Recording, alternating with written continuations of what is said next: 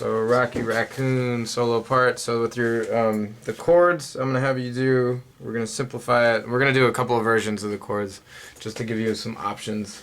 The most simple version is going to start. You're gonna have your D minor 7, D, F, A, C, and then you're gonna move down to your G7, which is D, F, G, B. You can leave out the G if you want. It's up to you. And then your C7, C, E, G, B flat, and then down to F, C, F, A. And we'll start with that version, and in your right hand the entire time you're going to solo with the F major blues scale, which is this: F, G, G sharp, A, C, and D, which is the same as a D minor blues scale. Same exact notes, only on D minor blues scale you start on D, F, G. Because here, actually, in the beginning, we're actually in D minor, and then we transition to F. But it's the same scale, so you can think about it any way you want. And you're going to improvise like this. And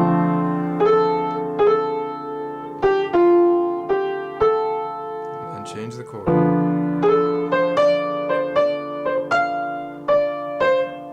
Change the chord.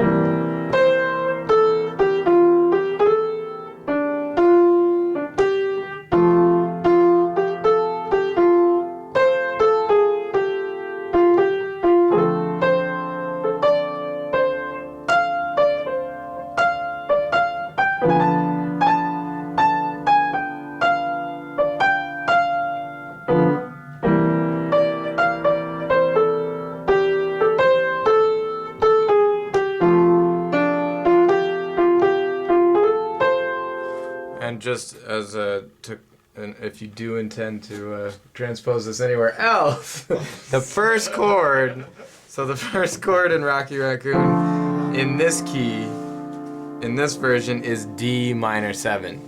And so you're using the D minor blues scale. And if you can remember that, then wherever you transpose it, like wherever the first one is, that's what it is.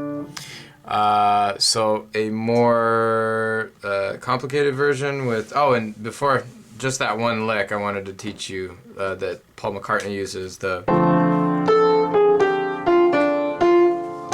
just want to show you that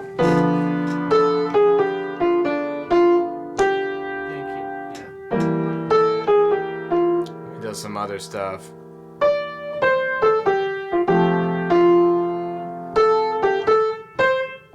If you go ba da da da, that's the end of it. But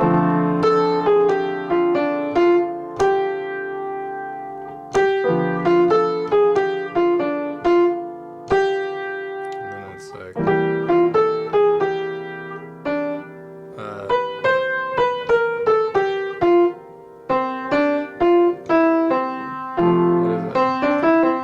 it? Sorry, I'm butchering it. I don't remember it.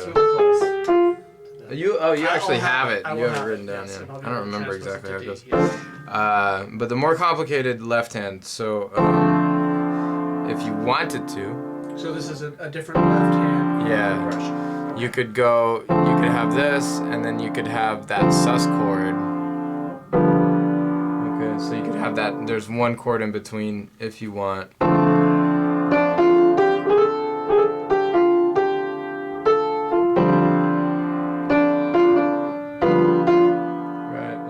To the C7,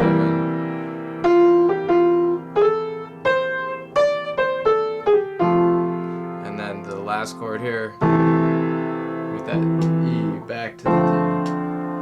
So those extra chords, that extra sus chord and this chord with the E on the the F over E. The F over E. Yeah.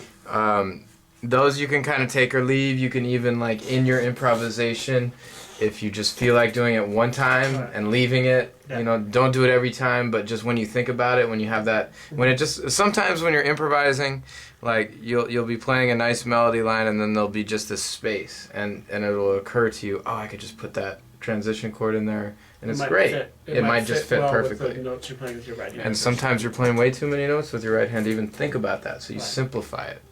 And that's part of what improvising is all about, is just making those kind of decisions and seeing how you feel about it. Okay? Great. Thank you.